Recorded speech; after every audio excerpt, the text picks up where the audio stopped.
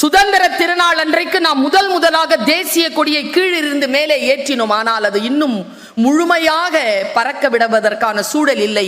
ஏனென்றால் நம்முடைய நாடு அன்றைக்கு ஐநா சபையிலே, அந்த உலக சபையிலே நாடாக அறிவிக்கப்படவில்லை. 1000 ஆண்டுகள் போராட்டத்திற்கு பிறகுதான் பெண்களுக்கு இங்கே இடம் கிடைத்ததே தவிர வெறும் 30-40 வருஷம் உழைப்பு இல்லை. நீங்களும் நானும் இங்கே உட்கார்ந்து இருப்பது.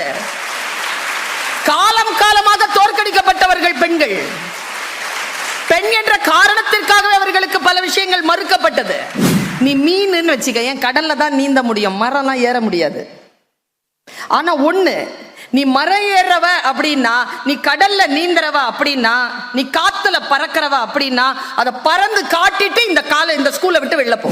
98ல இருந்து 95 அவ தோக்குறா, 45ல இருந்து 50 நீ ஜெயிக்கிறங்கிறது உன்னை நீயே ஜெயிச்சுக்கிட்டு போறதானா தவிர அடுத்தவர்களை போல் ஆவதல்ல.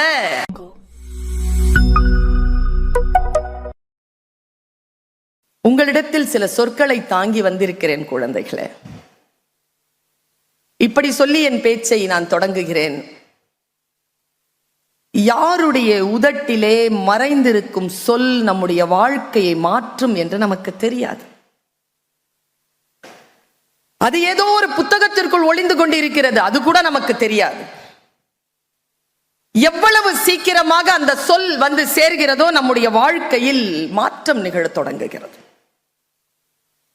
அந்த ஒற்றை சொல் உங்கள் வாழ்க்கையை புரட்டி போடுகின்ற, மாற்றுகின்ற அந்த ஒற்றை சொல் இந்த உதடுகளில் இருந்து உதிர்ந்து விட வேண்டும் என்கின்ற பிரார்த்தனையோடு உங்கள் முன்னால் நிற்கிறேன். கையில ஒரு குறிப்பு கிடையாது. மனம் நிறைந்து என் குழந்தைகளுக்கு என்ன சொல்வது? எனக்கு தெரியும், நான் விதைகளைத்தான் கொண்டு வந்திருக்கிறேன். இப்பொழுது இதோ விதைகளைத்தான் தூவ போகிறேன்.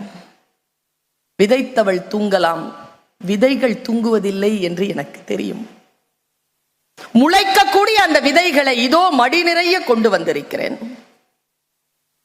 எனக்கு பக்கத்தில் விநாயகரை உட்கார வைத்திருக்கிறீர்கள். இங்க பேசின உங்களுடைய சேர்மன் கெமிஸ்ட்ரி சப்ஜெக்ட் தவிர்த்து வேற எதுவுமே படிக்க மாட்டேன்னு வேற சொல்லிட்டு போயிருக்கார். இந்த ரெண்டுத்துக்கு லிங்க் இருக்கு. +2 சப்ஜெக்ட்க்கு நீங்க கிளாஸ் எடுக்கிறீங்களா சார்? முன்னாடி எடுத்துட்டு இருந்தீங்க, ஆனா இப்போ ஏன் படிச்சுட்டு இருக்கீங்க?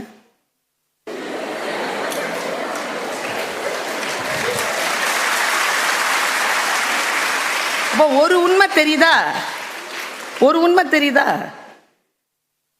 ஒரு வேலை இருக்கிறது, அதற்காகத்தான் நான் படிக்கிறேன் என்று இல்லாமல், அந்த வேலை இல்லாமல் போனாலும் என்னுடைய படிப்பு தொடரும் என்று அதை தொடர்ந்து படித்துக் கொண்டிருக்கக்கூடியவரை தலைவராக வைத்திருக்கிறீர்கள். எனக்கும் கெமிஸ்ட்ரி டீச்சருக்கும் ஒரு ஜென்ம தொடர்பு. அதனால தான் நான் அதை நீங்க கெமிஸ்ட்ரின்னு சொன்ன உடனே அலர்ட் ஆயிட்டேன். ஆக்சுவலா நான் +2 +1 +2 வந்து சயின்ஸ் ஸ்டூடெண்ட். நான் pure science, biology and chemistry, physics. எனக்கு கெமிஸ்ட்ரி டீச்சர் சரியா கிடைக்கல. கெமிஸ்ட்ரி ரொம்ப பிடிக்கும் எனக்கு, ஆனா அந்த டீச்சருக்கு என்ன பிடிக்காம போயிடுச்சு. இந்த மாதிரியா அவர் அவங்க இருந்திருந்தாங்கன்னா நான் இன்னைக்கு கெமிஸ்ட்ரி டீச்சரா இருந்திருப்பேன், தமிழ் டீச்சரா இல்ல. இந்த கெமிஸ்ட்ரி டீச்சர் எப்போ பார்த்தாலும் என்னை பார்த்து என்ன சொல்லுவாங்கன்னா, உதட்ட எப்படி வச்சுப்பாங்க. +1ங்க, தீப்பந்தமா இருப்பேன் நான். தீக்குச்சிலாம் கிடையாது, தீப்பந்தம் மாதிரி இருப்பேன். என்னை பார்த்து அப்படிம்பாங்களா, ஹோப்லெஸ், உருப்பட மாட்டேன்பாங்க. அவங்கள முறைச்சு பார்ப்பேன் நான். அழகா இருப்பாங்க. அழகா இருக்கிறவங்கள எப்படி திட்டுறது? இங்க இருக்கும் கோவம். ஆனா அவங்களுக்கு நான் பதில் சொன்னேன். உருப்பட மாட்டேன்னு சொன்னாங்கல்ல, அவங்களுக்கு நான் பதில் சொன்னேன். எப்படி சொன்னேன்னா, அவங்க ரிட்டையர் ஆகிறதுக்குள்ள அந்த ஸ்கூலுக்கு சீஃப் கெஸ்டா போயிட்டு வந்துட்டேன்.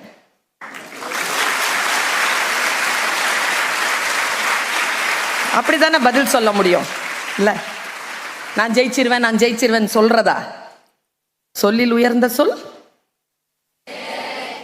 சினிமாவில் வந்ததுனால தானே சொல்றேன். நான் வாழ்க்கையை பாடமாக சொல்கிறேன். சொல்லில் உயர்ந்த சொல் என் கண்மணிகளே செயல். இன்றைக்கு சுதந்திர தினம். சுதந்திர தினத்தை குறித்து எத்தகைய நினைவுகள் நம் நெஞ்சத்தில் இருக்கின்றன. எந்த வினாடியில் நாம் அந்த சுதந்திர தினத்தினுடைய முழுமையை உள்வாங்கியபடி இங்க எத்தனை பேர் உட்கார்ந்திருக்கிறோம்? இந்த சுதந்திரம் என்பது என்ன? முதல்ல நான் உங்ககிட்ட பேசுறதுக்கு முன்னால சுதந்திரம் என்கின்ற அந்த சொல்லிற்கான முழுமையான பொருள் 1947 ஆண்டு ஆகஸ்ட் திங்கள் 15 இரவு 12 மணிக்கு இந்த தேசம் பெற்றது. உங்களுக்கு ஒரு சொல்லை சொல்கிறேன். இந்த மேடையில் உட்கார்ந்து இருக்கிறீங்கல்ல, இந்த அரங்கத்தில் உட்கார்ந்து இருக்கிறீங்கல்ல, இந்த சுதந்திரத்தை நமக்கு பெறச் செய்த அந்த விளைச்சல் தான் 1947 ஆண்டு நமக்கு கிடைத்த இந்த சுதந்திர திருநாள். அன்றைக்கு அது கிடைக்காமல் இருந்திருந்தால் இன்றைக்கு நானும் நீங்களும் இப்படி உட்கார்ந்து இருக்க வாய்ப்பில்லை. இந்த சுதந்திர திருநாள் எப்படி நாம் கொண்டாட வேண்டும்? எதற்காக கொண்டாட வேண்டும்? இது உண்மையிலேயே கொண்டாடுவதற்கான ஒரு நாள் தானா? பேசிக்கான சில விஷயங்களே நமக்கு தெரிகிறதில்லை. எனக்கு தெரிந்த 6ஆம் வகுப்பிலிருந்து 11ஆம் வகுப்பு வரைக்கும் இருக்கிறீர்கள். 10, 12 இல்ல, இதை விட முக்கியமான வேலையில் அவர்கள் இருக்கிறார்கள். ஒரு விஷயத்தை நான் சொல்றேன். சுதந்திர திருநாளுக்கு கொடியேற்றுவாங்க.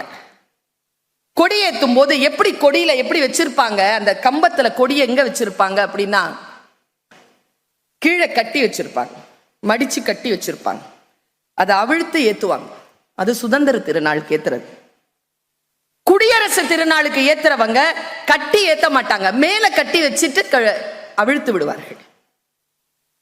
சுதந்திர திருநாள் அன்றைக்கு நாம் முதலாக தேசிய கொடியை கீழிருந்து மேலே ஏற்றினோம். ஆனால் அது இன்னும் முழுமையாக பறக்க விடுவதற்கான சூழல் இல்லை.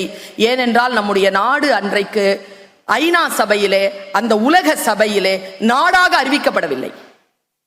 குடியரசு நாடாக அறிவிக்கப்பட்ட அந்த ஜனவரி 26ஆம் நாள் தான் அது பட்டொளி வீசி பறக்க வைக்கப்பட்டது. அதனால் நாம் மேலே எடுத்து அதை முடிச்சு போட்டு பிறகு அவிழ்த்து விடும் பட்டு நாம் கொண்டாடுகிறோம்.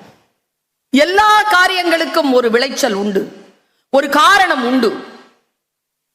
சிறிய வயதிலேயே இதையெல்லாம் நாம் புரிந்து கொண்டு இந்த தேசம் சாதாரணமான தேசம் இல்லை என்று புரிந்து கொள்வதற்காக நான் சொல்லுகிறேன்.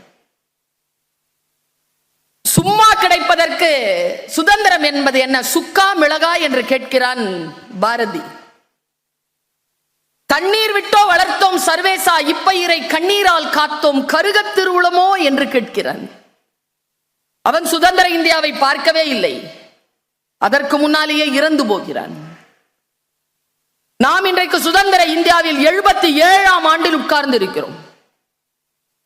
உண்மையிலேயே நமக்கான பொறுப்பு என்ன? ஒரு ஸ்டூடெண்டா, ஒரு பெண்ணா, ஒரு குடிமகளா, இந்த தேசத்தில் பிறந்த ஒரு ஆத்மாவாக நம்முடைய கடமைகள் என்ன?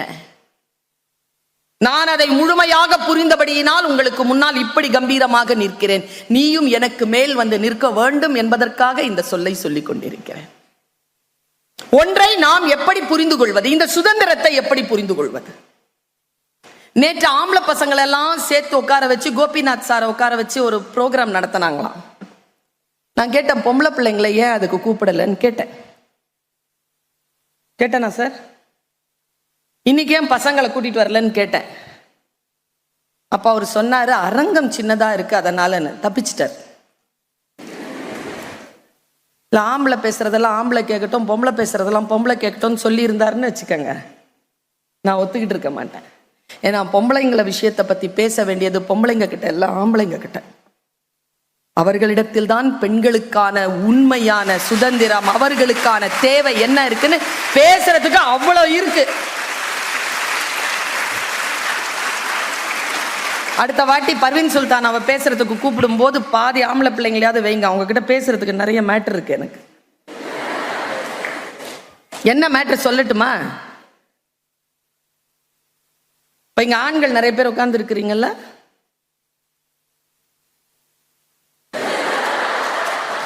ஃபுல்லா அவங்க தான் இருக்கிறாங்க. நானும் சேர்மன் அம்மா மட்டும்தான் இல்ல. அவங்க எல்லாம் ஸ்டேஜ்ல இங்க உட்கார்றதுக்கு எவ்வளவு வருஷம் சார் ஆயிருக்கும்? நீங்க எல்லாம் உட்கார்றதுக்கு 30 years 30 years ஆயிருக்குமா சார்? 30 வருஷம் உழைச்சிருப்பீங்களா? சூப்பர். இங்க டீச்சர்ஸ் உட்கார்ந்து இருக்கிறோம். இப்ப நான் அங்க உட்கார போறேன், சுதா மேடம் உட்கார்ந்து இருக்காங்கல்ல, நாங்க உட்கார்றதுக்கு எவ்வளவு வருஷம் ஆயிருக்கும்னு நினைக்கிறீங்க? 30 வருஷம் எல்லாம் கிடையாது. 1000 ஆண்டுகள் போராட்டத்திற்கு பிறகுதான் பெண்களுக்கு இங்கே இடம் கிடைத்ததே தவிர வெறும் 30-40 வருஷம் உழைப்பு இல்லை. நீங்களும் நானும் இங்கே உட்கார்ந்து இருப்பது. காலம் காலமாக தோற்கடிக்கப்பட்டவர்கள் பெண்கள். பெண் என்ற காரணத்திற்காகவே அவர்களுக்கு பல விஷயங்கள் மறுக்கப்பட்டது. ஒரு ஆண் இங்க வந்து பேசுவதற்கும் ஒரு பெண் இங்க வந்து பேசுவதற்கும் நடுவில் பாரிய வித்தியாசம் உண்டு. ஒருத்தங்க இடம்பெயர்ந்து சென்னையில இருந்து இங்க வந்து ஒரு ஆண் பேசுறதுக்கும் இடம்பெயர்ந்து ஒரு பெண் வந்து பேசுறதுக்கும் நடுவில் இருக்கக்கூடிய மிகப்பெரிய பாரிய வித்தியாசம் உண்டு. பெண்களுக்கான சுதந்திரம் சாதாரணமாக கிடைத்து விடவில்லை என் குழந்தைகளை. இன்றைக்கு படிப்பதற்காக நமக்கு ஒரு வாய்ப்பு கிடைத்திருக்கிறது என்றால் அதுல நம்முடைய கையெழுத்து உயர்ந்ததாக இருக்க வேண்டும். அப்படி சிக்னேச்சர் போட்டுட்டு போங்க, தோற்றாதீங்க என் குழந்தைகளை.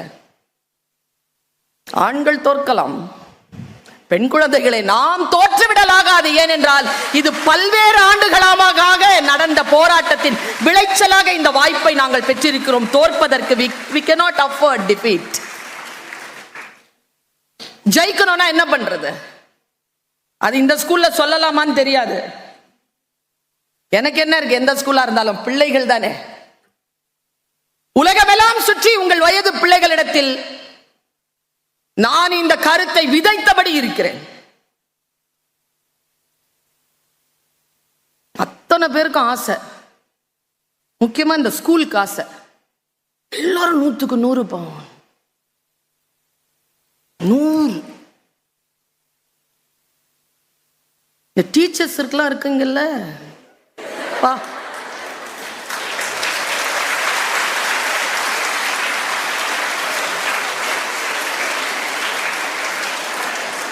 இந்த கிளாஸ்ல ஃபர்ஸ்ட் மார்க் வாங்குற பிள்ளைகளை கொஞ்சம் வாங்க பாரு.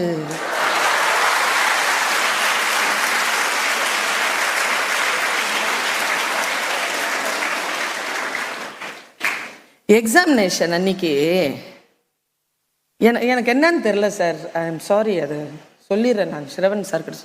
இந்த ஃபர்ஸ்ட் மார்க் வாங்குற பிள்ளைங்களை பார்த்தாலே எனக்கு ஆகாது. கை தட்டி காட்டி கொடுக்காத, இரு, உனக்காக தான் பேசுறேன். இந்த கை தட்டாம உட்கார்ந்து இருக்கிறது யாருன்னு தெரியும், அதெல்லாம் ஃபர்ஸ்ட் மார்க் வாங்குறது. கை தட்டினது யாருன்னா ஃபர்ஸ்ட் மார்க் வாங்கினதுனால அடுத்தவங்க வாங்கினதால பாதிக்கப்பட்டது. இந்த 98 வாங்குங்க, அது 98 வாங்கும், வாங்கிட்டு அழுவும். பார்த்திருக்கியா?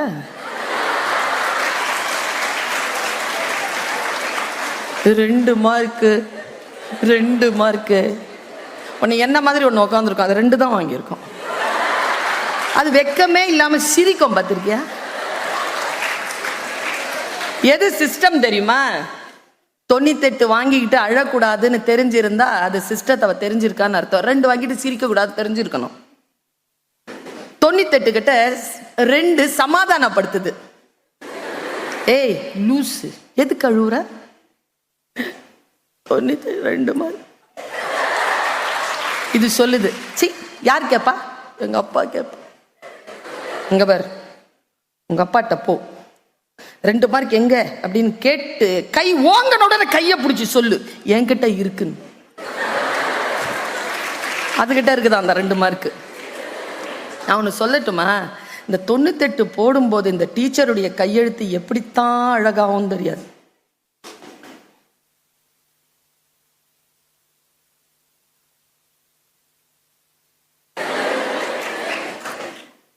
குட்டு கூட போடாது.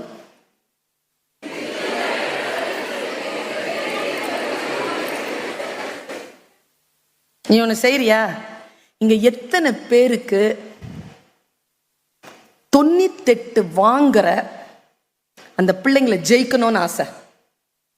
சத்தியமா சொல்லு, நான் சொல்லி கொடுத்துட்டு போயிடுறேன். இன்னைக்கு அத்தனை பேருக்கு ஆசையா? 98 வாங்குறவளை ஜெயிக்கணும், அவ்வளவுதானே? தவா சொல்லி தந்துறேன். நான் ஜெயிச்சிருக்கிறேன். 98 மார்க் வாங்கின சத்யபாமா என் கிளாஸ்ல இங்க எங்க இருக்கிறான்னு தெரியாது. ஆனா நான் ஒரு 80, 85, 86 வாங்கிடுவேன். ஆனா நான் எங்க இருக்கிறேன்னு சத்யபாமாவுக்கு தெரியும்.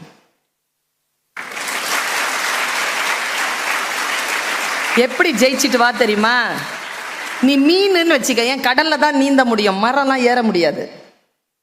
ஆனா ஒண்ணு, நீ மரம் ஏறவ அப்படின்னா, நீ கடல்ல நீந்தறவ அப்படின்னா, நீ காத்துல பறக்கிறவ அப்படின்னா, அதை பறந்து காட்டிட்டு இந்த ஸ்கூலை விட்டு வெளில போ. தோத்து போயிடாத. எப்படி ஜெயிக்கிறதுன்னு சொல்றேன் நான். ஒரு 32 மார்க் வாங்கணும் யாராவது இருக்கே? அப்படிலாம் இருக்க மாட்டாங்க கிரீன் பார்க்ல. சொல்றேன், இருப்பதானடா? இருக்கிறியா? சரி, டீச்சர்ஸ் இல்லாம நடத்தணும் இந்த கிளாஸ் எல்லாம். இந்த 32, 40, 42, 45 எல்லாம் இருக்கிறதானே? சொல்லு. இருக்கிறான். என்ன பண்ணு, இந்த 98 வாங்குதுல்ல, அந்த பேப்பரை பார்த்து வச்சுக்கோ. வீட்டுக்கு போய் உன் பேப்பரையும் பாரு. கொடுப்பாங்க தானே பேப்பர்? வாங்கி வச்சுப்பாங்களா? கொடுப்பாங்களா? சரி, வீட்டுக்கு போய் பாரு. என்ன பண்ணு, 98 வாங்காத, 42 வாங்குறியா? அடுத்த டெஸ்ட்ல 44 வாங்கு. அதிகம் வேணாம், 44 வாங்கு. அதுக்கு அடுத்த டெஸ்ட்ல 45 வாங்கு. அதுக்கு அடுத்த டெஸ்ட்ல 48 வாங்கு. ஒவ்வொரு மார்க்கா 2 மார்க்கா உன்னை நீயே அதிகப்படுத்திக்கிட்டே போ. ஒருவேளை நீ ஒரு பீரியடுக்கு டைம்ல 50 வாங்கியிருக்கேன்னு வச்சுக்கோ, ஏன் சுமாரான மார்க் தான். 98 வாங்குறவள பாரு, அன்னைக்கு அது 95 வாங்கி இருந்துச்சுன்னு வச்சுக்கோ, அதான் கிளாஸ் ஃபர்ஸ்ட். ஆனா ஸ்ட்ராட்டஜிக்கலா நான் சொல்றேன், I am a winning horse. உண்மையா நான் சொல்றேன், ஜெயிக்கிற குதிரை நான் சொல்றேன். 98ல இருந்து 95 அவ தோக்குறா, 45ல இருந்து 50 நீ ஜெயிக்கிறங்கிறது உன்னை நீயே ஜெயிச்சுக்கிட்டு போறதானா தவிர அடுத்தவர்களை போல் ஆவது அல்ல. Just progress. அதனால தான் அந்த கார்டுக்கு ப்ராக்ரஸ் ரிப்போர்ட்னு பேரு. Progress, show progress. இந்த ப்ராக்ரஸ் காட்டுறது அப்படிங்கிறது தான் உன்னுடைய வாழ்க்கையினுடைய இலக்கவை. இந்த ப்ராக்ரஸ் காட்டுறதுல இருந்து எது உனக்கு